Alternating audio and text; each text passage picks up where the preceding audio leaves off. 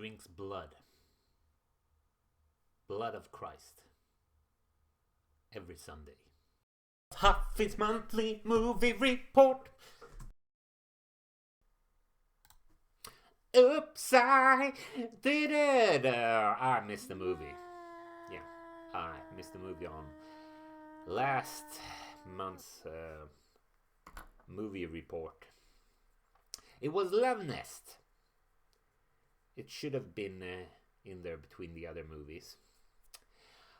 Didn't write it down, so I don't know what day of the month I saw it, but I do know that I saw it. What can I say about Love Nest? It's a pretty good movie, even if it has some annoying stuff in it. It has at least one great character, like really great character, that made me laugh. And I kind of like the ending of the story. Because I forgot about it, well, the places of the movie in the ranking kind of changes. So we have new ranking for most of the movies, new ranking for them among the first views of the year. Well, that's always changing, but it wasn't.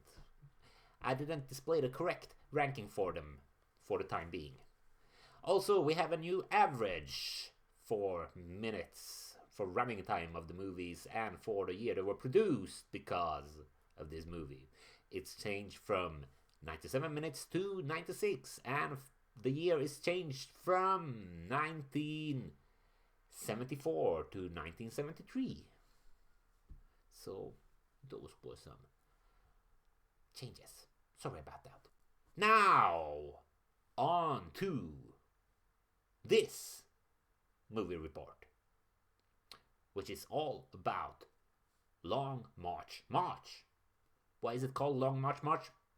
Well, because I saw some long-ass movies last month. I saw 8 movies in total. So here we go. Number 8. Children of Paradise. Some say this is the best French movie ever. I say it's probably one of my least. I didn't care for the ending of the movie, and that's what kind of ruined the movie for me. But if a movie takes 3 hours to get to the ending, well, then the ending better mean something. It better be good. Otherwise, I'd say this is a good movie. But didn't care for the ending. Number 7. It's a mad, mad, mad, mad world. That's a long title. Funny but loud would describe the movie the best. Figured out that this might be why they invented ways to make fun of people's reaction being kind of weird when they get angry, instead of having them shout their heads off for almost 3 hours, which would have been almost 4 hours if you were watching the original cut of the movie, but that's not the official cut anymore, and I don't know if it's available anywhere. So I saw the shorter version. And I missed Buster Keaton, who you barely see at all in the movie. I don't know if you even see his face. He's in the movie for like 30 seconds, so good luck spotting Buster Keaton if you're gonna watch It's a Mad, Mad, Mad, Mad World. That's a mouthful. Number 6. The Fall of the Roman Empire. I think there's something about the realness in old movies' action scenes.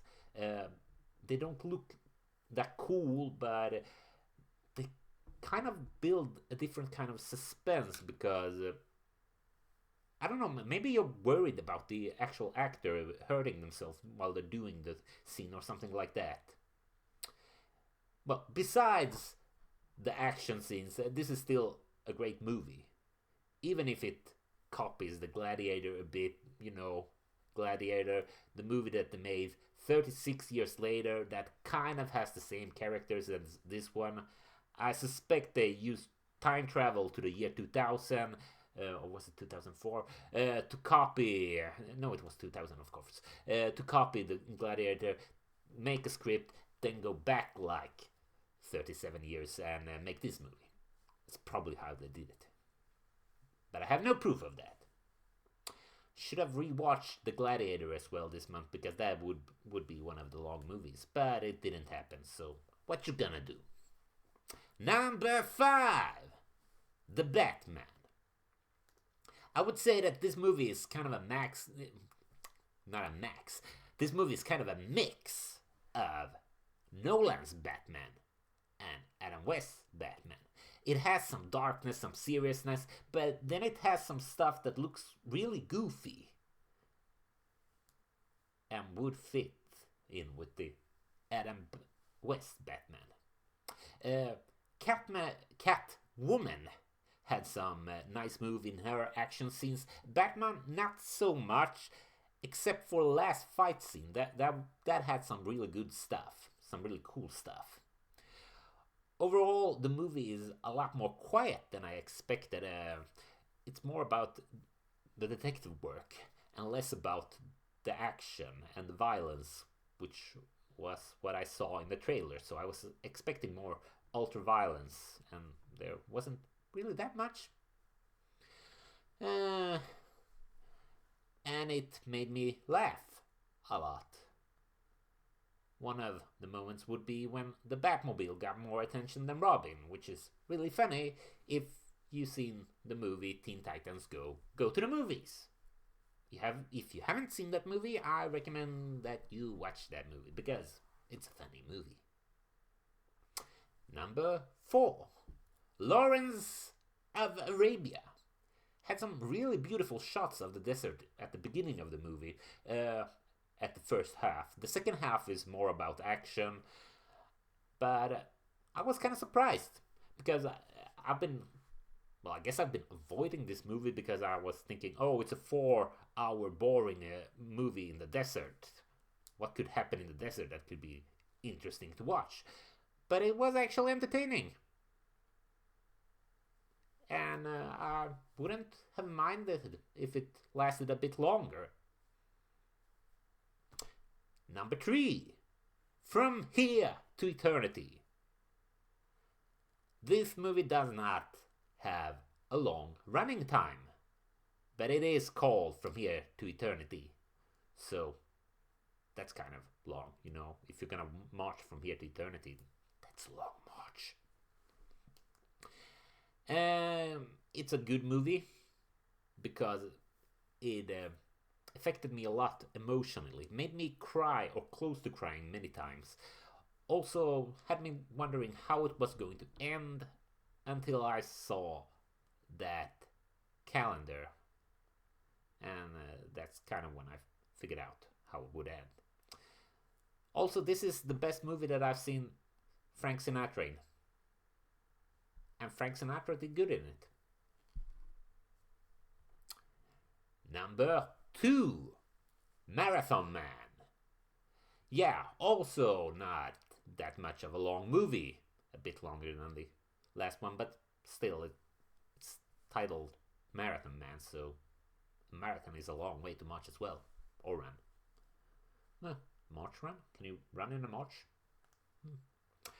Has a typical 70s rawness to it. Has a good story that kept me on my seat. And that's even without factoring in the running part, because, you know, running makes me like movies more. Kind of wanted to go out for a run after watching this, but it was late and cold outside, so I didn't. And now, on to our number 1, which is a movie made by the man who made Jurassic Park. Well, not made Jurassic Park, but he played the man that made Jurassic Park in Jurassic Park. We're talking about Richard Eckenberg's Gandhi, of course. Seen this one before, but my memory fails me on many of the details. Just like Lawrence of Arabia, it starts out with the main character dying, which made me realize that many of these long movies or movies with long running times seem to have a tragic at the end. I don't know why it would take so much time to tell a tragic story. Maybe to make it more tragic. Anyhow, along the way we see many powerful scenes in Gandhi. I figured Gandhi must have been one of the most powerful men we had on Earth. He was leading people to fight back without using violence. Now, that's impressive. That's power. And that's why this movie has the #1 ranking among the movies that I saw on my long march, whatever we call it, list. Next up, well, next Haffis monthly movie report would be April in Japan. Check that out in about a month. Until then, there'll be new videos every Monday, and there'll be old videos just waiting for you to check them out. So feel free to do so. Like, dislike, both help. Leave a comment, because I like reading comments, and I like to reply to comments. What more? Blood. Oh yeah, and the answer to the question in the beginning about that the movie quote is of course Gandhi. Yada yada, blah blah blah, blah blah blah. Bye bye.